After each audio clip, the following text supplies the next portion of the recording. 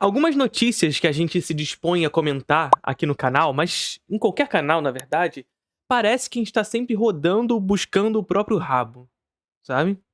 Algumas dessas, como por exemplo, sempre que surge um filme com mais de 3 horas, a galera vem com esse papinho de tinha que ser menor. E a gente vai lá de novo conversar sobre qual é a importância de se considerar o pensamento do autor acerca do filme, etc.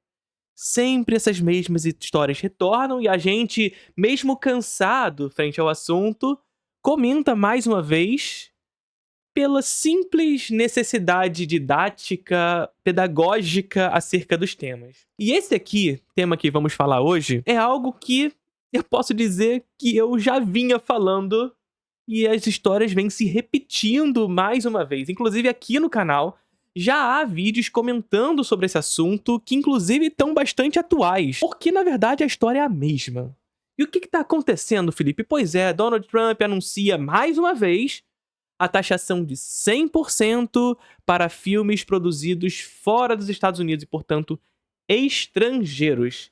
E é sobre isso que vamos comentar no vídeo de hoje. Mas antes de começar, eu queria convidar você a ser membro aqui do canal. Ser membro nos ajuda a continuar produzindo conteúdos por aqui.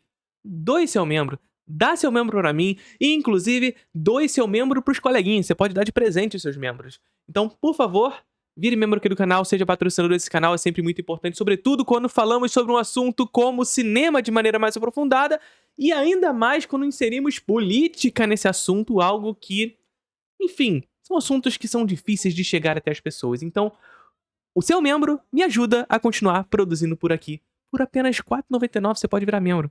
Então, por favor, considere apoiar esse canal. Bom, Donald Trump anuncia a taxação de 100% para filmes estrangeiros nos Estados Unidos. E o que significa isso, Felipe? Em primeiro momento, isso pode causar alguma estranheza para desavisados sobre o assunto, visto que é de se considerar, e é sabido para a maioria das pessoas, que o mercado exibidor americano ele é dominado majoritariamente por filmes produzidos dentro do próprio país e, portanto, filmes americanos.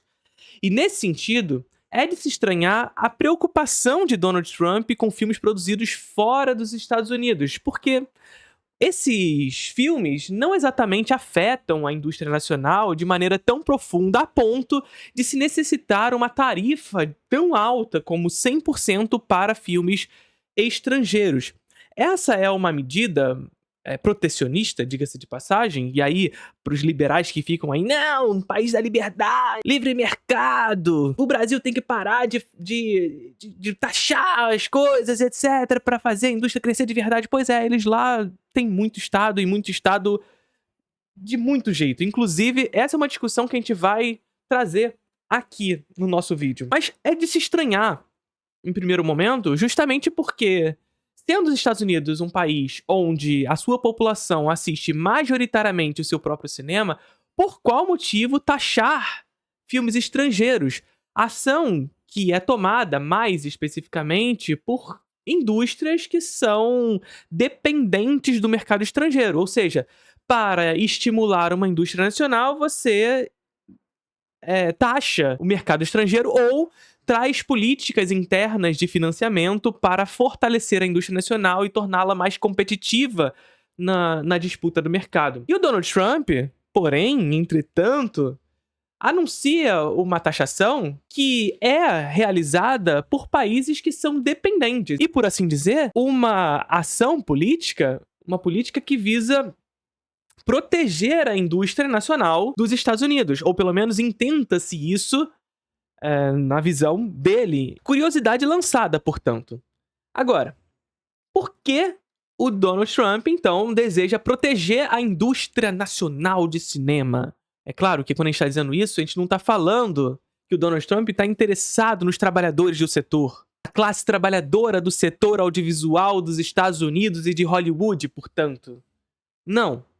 O que está em jogo aqui é uma outra questão. A gente vê como uma das contradições inerentes ao capitalismo. Peraí que eu tô tentando hoje filmar com janela aberta. E aí vocês vão ver mais som de rua do que normalmente. Só que tá chegando o verão. E verão é isso aí, amigo. Então, desculpa. Mas assim vai ser. Dentre essas contradições capitalistas, a gente vai ter justamente o acúmulo exponencial de riquezas. E para que se busque o acúmulo exponencial de riquezas e, portanto, o acúmulo infinito de riquezas, é preciso que se aumente os ganhos e se diminua os gastos. Então, o capitalismo vai buscar esses caminhos superando os interesses da classe trabalhadora, sejam eles qual for. Entre essas condições, visto que o avanço da técnica se desenvolve ao longo da história e possibilita determinadas questões, e aí isso é uma coisa muito importante também, a gente ter a compreensão que o avanço da técnica e da tecnologia no capitalismo não vem a serviço das pessoas e, portanto, da classe trabalhadora, mas sim a serviço do mercado privado e, portanto, também do lucro.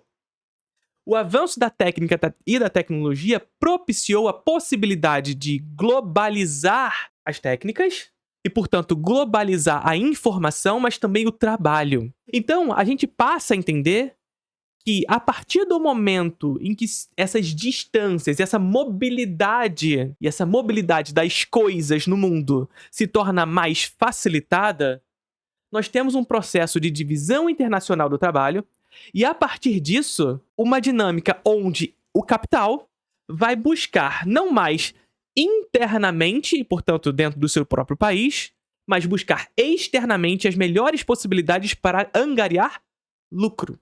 E essas são contradições inerentes ao próprio capitalismo, que vai fazer com que o capitalismo, ele mesmo, condicione as suas próprias crises, porque ele mesmo é a crise. Então, no caso da indústria hollywoodiana, o que vem acontecendo, como em outras indústrias dentro dos Estados Unidos, na verdade, e essa ação do Trump, na verdade, demonstra uma espécie de, dentre essa e outras ações do Trump recentemente, uma espécie de desespero frente ao colapso do Império Americano. Isso é um processo, tá, gente? Isso eu tenho falado com vocês já há algum tempo também. Isso é um processo, não é como se amanhã os Estados Unidos fosse acabar. Daqui a 7 anos os Estados Unidos vão acabar, como a galera aí gosta de falar da China, nesses mesmos moldes. Não é isso. Estamos falando de um processo de colapso do Império Americano. E esse colapso dura anos, décadas, como foram os colapsos anteriores do capitalismo.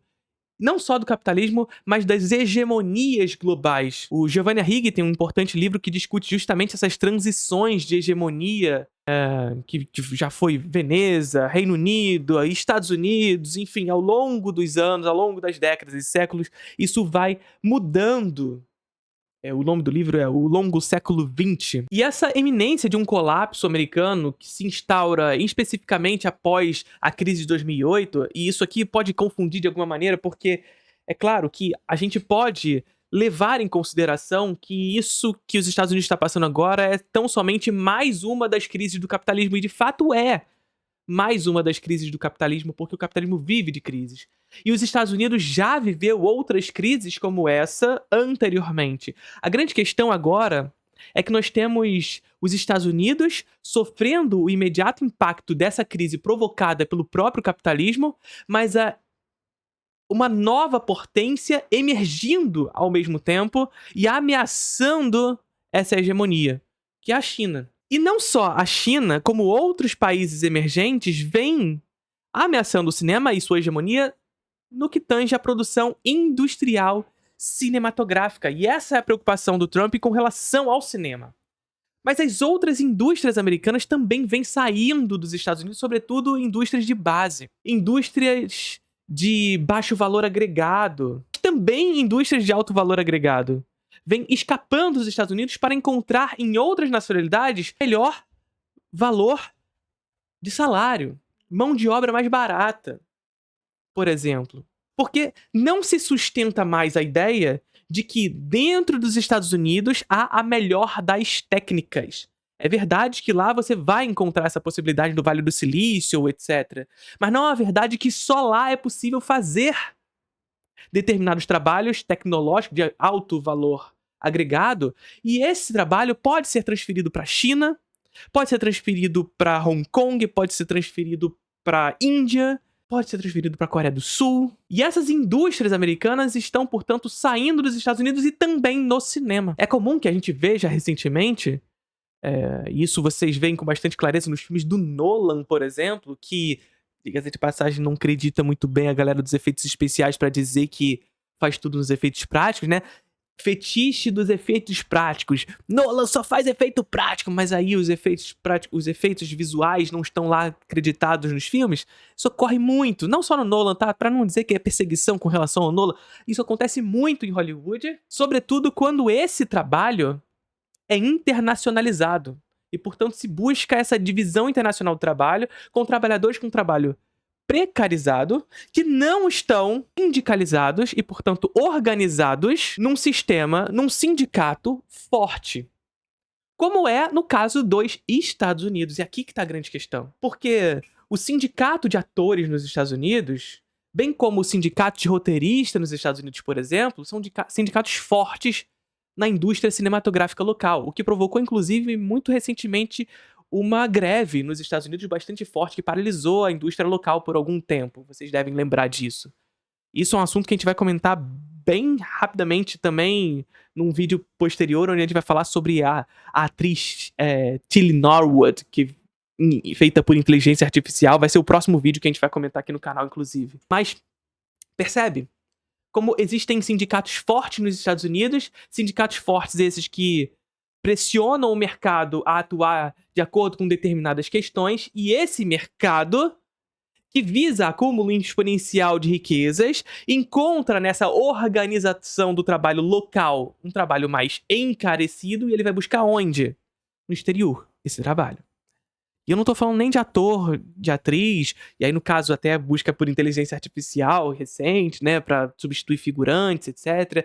Não estou falando só de roteiristas, estou falando também de efeitos especiais. A gente sabe recentemente, por exemplo, que os Estados Unidos contratou a Coreia do Norte para fazer alguns episódios de Invencível, a série da Prime Video. Os Estados Unidos contratou uma empresa da Coreia do Norte? Não, assim, é claro que os Estados Unidos não foi lá na Coreia do Norte e bateu na porta, mas através da China e notas fiscais chinesas, a China fez a intermediação com a Coreia do Norte, e assim, algumas cenas de Invencíveis foram animadas pela Coreia do Norte. E a gente entende, a partir disso, que há uma dinâmica cada vez mais internacional do trabalho. E se não há uma organização do trabalho forte para prevenir a precarização desse trabalho, fica ainda mais fácil com que países hegemônicos, e que, portanto, têm indústrias fortes, vão buscar em outras localidades um trabalho mais barato.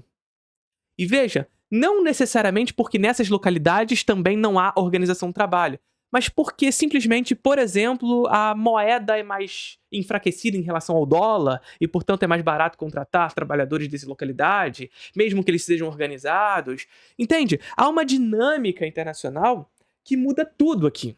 E se as indústrias nos Estados Unidos vêm saindo de lá, inclusive criando muitas cidades fantasma, de indústrias fantasmas, onde estavam lá por muito tempo indústrias grandes, mas que saíram dali em direção a outras localidades no mundo, criando uma ausência, criando um exército industrial de reserva muito forte de trabalhadores, no cinema isso também passa a acontecer. Essas indústrias dos Estados Unidos passam a buscar, esses estúdios americanos passam a buscar no estrangeiro a sua possibilidade de angariar maiores margens de lucro, diminuir gastos, aumentar ganhos. Evidentemente que com o processo, esses gastos vão aumentando novamente, e novas maneiras de se diminuir esse gasto vão sendo buscadas.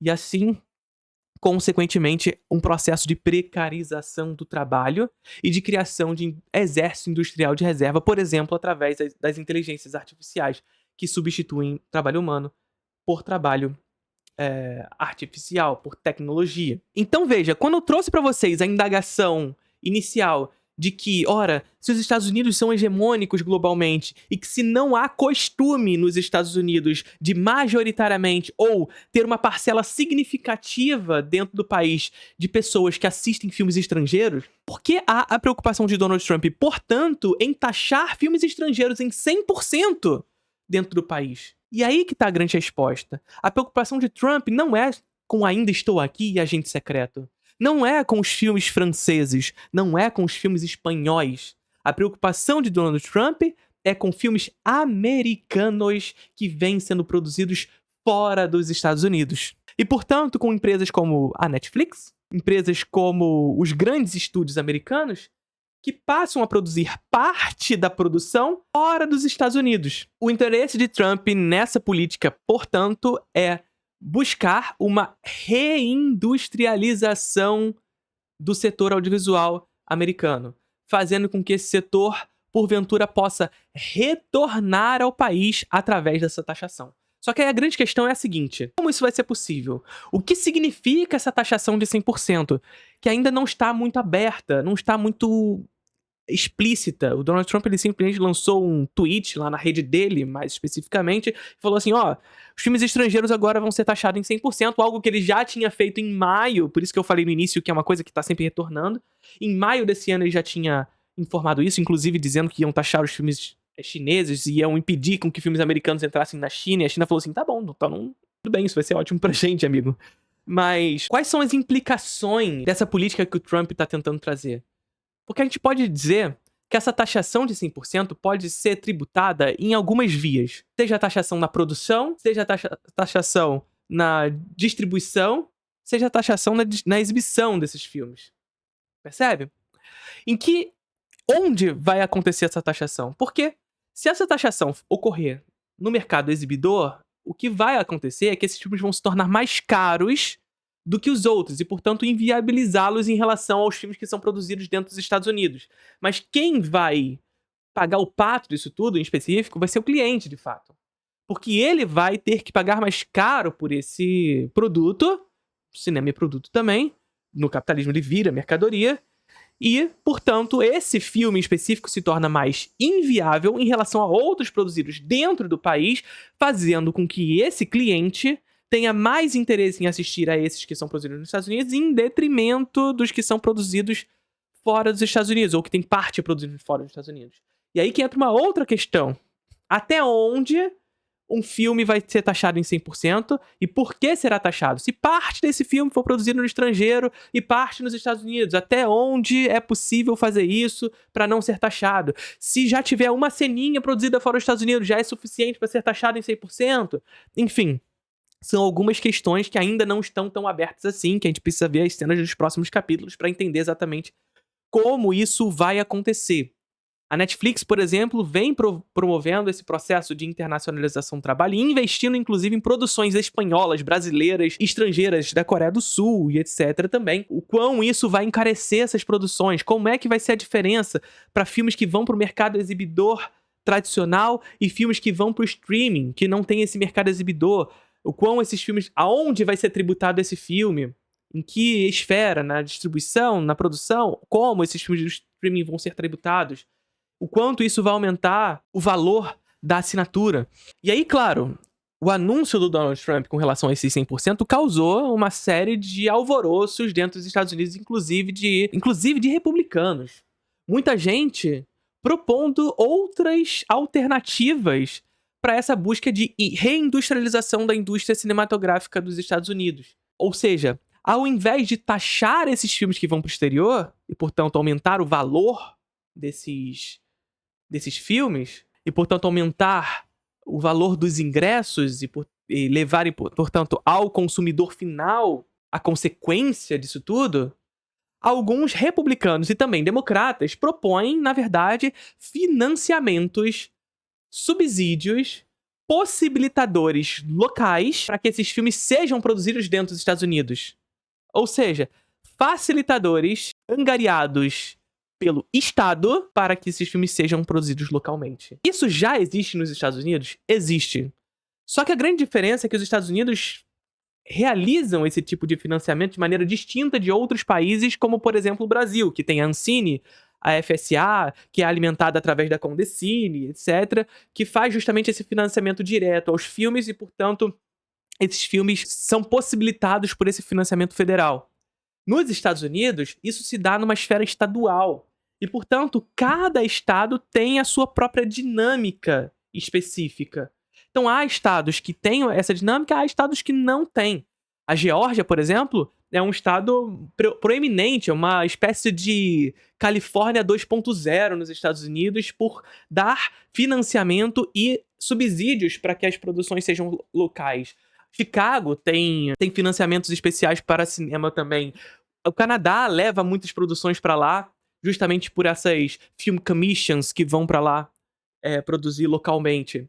Então veja, para muitos é importante que, para além, muito mais importante do que se criar uma taxação para filmes produzidos fora dos Estados Unidos, é criar um financiamento centralizado e federal. Ou seja, que esse financiamento não seja mais estadual, mas que haja um financiamento federal de produção para que seja realizado dentro dos Estados Unidos, para que esses filmes não fiquem mais reféns de alguns estados, mas que os próprios Estados Unidos possam financiar e subsidiar as produções locais nos Estados Unidos, fazendo com que elas retornem para os Estados Unidos e, portanto, criem empregos localmente. Gente, isso tudo eu tô falando para falar sobre o cinema brasileiro, porque aqui no Brasil a gente fica discutindo se há a necessidade de uma taxação de 6% para os serviços de streaming através da regulamentação do streaming. Uma taxação que não é tal como as que Donald Trump vem tentando trazer nos Estados Unidos, mas uma taxação que visa alimentar o fundo setorial audiovisual e, portanto, fazer com que circule dinheiro dentro do setor audiovisual. Porque é isso. A Condecine é um tributo do tipo CID que alimenta o fundo setorial audiovisual. E o tributo tipo CID é um tributo que atua dentro de um setor específico, ele não sai desse setor. Ele circula nesse setor. E se ele circula nesse setor, ele é um investimento que para cada real gasto se retorna mais do que esse real. Esses 6% que uma empresa estrangeira, seja Netflix, HBO, Prime ou qualquer serviço de streaming estrangeiro, mas também nacional, paga através da Condecine para alimentar o fundo setorial audiovisual, retorna em cultura e, portanto, em retorno social, mas também em retorno econômico, em criação de emprego. Retorna para o mesmo setor e, portanto, não faz sentido aumentar o valor das assinaturas, diferente do que está propondo o Donald Trump lá no estrangeiro. Mas parecido com que alguns setores da oposição vêm propondo uma articulação centralizada e federal de financiamento ao cinema. Aqui nós discutimos 6% e achamos que isso é censura. Lá, Donald Trump anuncia 100% de tributação a filmes estrangeiros e nada de se discutir sobre censura nos Estados Unidos. Curtiram o vídeo? O valor do Introdução ao Cinema vai aumentar, mas você tem até o dia 10 de outubro para assinar o curso com o valor atual. E ao assinar, você garante o valor, inclusive para as renovações do curso. São mais de 60 aulas já disponíveis na plataforma sobre os mais diversos assuntos relacionados à produção cinematográfica. Linguagem, teoria, história, crítica, política, filosofia, tudo sobre cinema. E a lista das aulas você encontra na página de vendas do curso, que está no link na descrição aqui desse vídeo. E além de todas essas mais de 60 aulas, você já sabe, tem aula nova todo mês. Ah, Felipe, mas eu não vou conseguir assinar agora, o valor vai aumentar muito. Calma, se trata de um reajuste necessário, visto que o curso permanece com esse valor há muito tempo, já são muito mais aulas agora, mas não vai ser substancial. Ainda assim, é sempre importante garantir o melhor valor para o curso de cinema contínuo mais charmoso do Brasil, até dia 10 de outubro.